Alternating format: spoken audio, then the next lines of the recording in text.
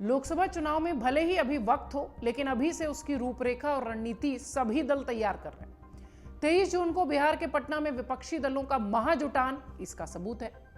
कई खबरें ऐसी मिली हैं कि बिहार में करीब 20 दलों के राजनायक एक साथ इस बैठक का हिस्सा बनेंगे। इस महाबैठक को लेकर पिछले कई दिनों से बिहार की राजनीति गरमाई हुई।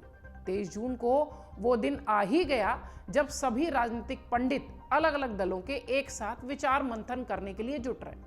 अब सवाल ये उठता है कि ये महाबैठक पटना में ही क्यों, ये महाबैठक बिहार में ही क्यों, बिहार से इस बैठक का क्या संबंध है, क्या रणनीति है, पटना में इस बैठक को आयोजित करने का क्या मकसद है, राजनीतिक मायने इसके क्या हैं और पटना में आयोजित इस बैठक का संदेश क्या है। सबसे पहले तो ये जानिए कि बैठक से एक दिन पहले RJD supremo Lalu Prasad Yadav CM Nitish Kumar से क्यों मिलने पहुंचे। दरअसल बुधवार देर रात आरजेडी सुप्रीमो लालू प्रसाद यादव अचानक सीएम हाउस यानी नीतीश कुमार के घर पहुंचे। सीएम नीतीश कुमार से उन्होंने मुलाकात की। तकरीबन 22-23 मिनट की यह मुलाकात हुई।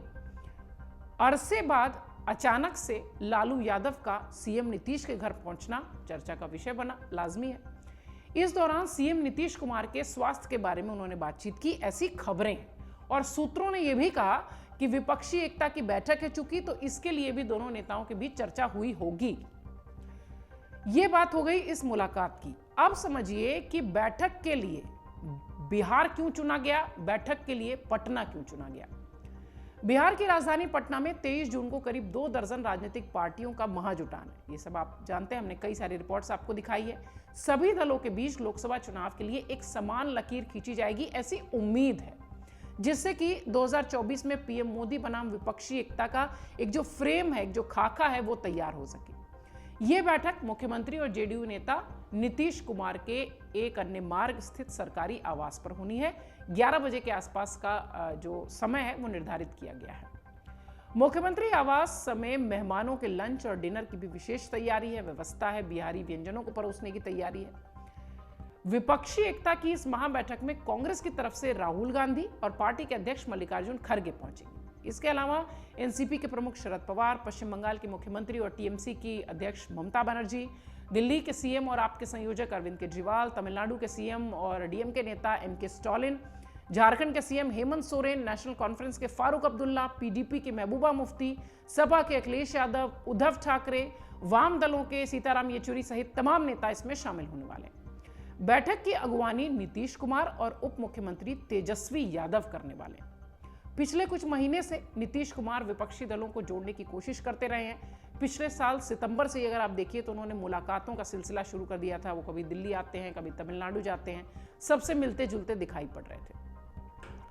अब 2014 में पीएम मोदी के उम्मीदवार नरेंद्र मोदी ने वाराणसी को अपना चुनाव क्षेत्र चुनकर पूर्वी राज्यों में, खासतौर पर यूपी और बिहार को खास संदेश देने की कोशिश की थी, जहां से लोकसभा के कुल 120 सांसद चुनकर आते हैं, यानी वो पूरी बेल्ट। उसी तर्ज पर विपक्षी गठबंधन वाराणसी से करीब 250 किलोमीटर पूर्वी ऐतिहासिक नगरी पाटलिपुत्र से विपक्षी महाजुटान का संदेश बिहार, झारखंड, यूपी और पश्चिम बंगाल को देना चाह रहा है। यही मकसद है कि इस जगह को चुना गया। अगर ये पूरे इलाके देखिए, बिहार, झारखंड और यूपी और पश्चिम बंगाल की ये जो सीमाएं लगभग लगती हुई दिखाई पड़ती हैं, इन इलाकों से 176 सांसद चुनकर आते हैं। और ये संख्या अगर आप देखिए तो ये लोकसभा सदस्यों की संख्या की 1/3 संख्या है। बिहार में जेडीयू और आरजेडी के मिलने से बीजेपी की स्थिति निश्चित ही कमजोर हुई है। वहीं पश्चिम बंगाल में बीजेपी अभी भी दूसरे नंबर पर है। झारखंड में बीजेपी कमजोर है, लेकिन यूपी में मजबूत स्थिति में वो दिखाई पड़ रही है और यहां है 80 लोकसभा सीटें। विपक्षी दलों की मंशा है कि विपक्षी एकता स्थापित कर यूपी समेत इन सभी राज्यों में बीजेपी को कड़ी चुनौती दी जाए। बिहार की दोनों सत्ताधारी पार्टी यानी जेडीयू और आरजेडी लंबे समय से पिछड़ों, अति पिछड़ों, दलितों और अल्पसंख्यकों के वोट बैंक की सियासत करती रही हैं। दोनों दलों के एक साथ आने से राज्य की करीब 35 से 40% एक कह लीजिए कि जो जाति आबादी है वो ये माना जा रहा है कि महागठबंधन के पक्ष में। विपक्षी दलों की ये कोशिश है कि पिछड़ों, दलितों, अल्पसंख्यकों की ये जो टीम है इसे और मजबूत किया जाए, यानी टीम से संदर्भ वोटर्स से है कि इन्हें और मजबूत किया जाए ताकि गठबंधन की लामबंदी का जो उद्देश्य है वो पूरा हो सके। विपक्षी दल बीजेपी को पिछड़ा, दलित और अल्पसंख्यक विरोधी बताते रहे। हालिया चुनाव में कांग्रेस ने भी इसी लाइन पर लीड हासिल की है और इसी को अब हथियार बनाने की कोशिश विपक्षी पार्टी करेंगे। बिहार में इस महाजुटान के पीछे क्षेत्रीय दलों की ताकत को पहचानने और उसे तवज्जो देने का एक स्पष्ट संदेश है। पिछले एक दशक में केंद्र में पूर्ण बहुमत वाली सरकार के साथ प्रधानमंत्री नरेंद्र मोदी के नेतृत्व में राष्ट्रीय फलक पर भाजपा के उभार ने राष्ट्रीय राजनीति में क्षेत्रीय दलों को कमजोर किया है, इसमें तो कोई संदेह नहीं है।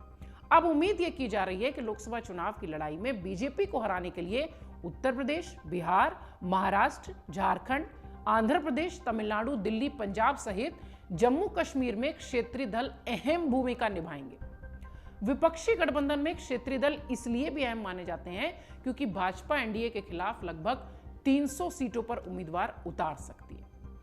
इसीलिए पटना की जमीन को चुना गया है, इसीलिए विपक्षी एकता की बैठक बिहार में आयोजित है। देखना यह है कि इस बैठक में सीटों के बंटवारों पर और प्रधानमंत्री के चेहरे पर कैसे बात हो पाती है, क्योंकि यही वो मुद्दे हैं जो कि 2019 में भी विपक्षी एकता को कमजोर करते दिखाई पड़े थे।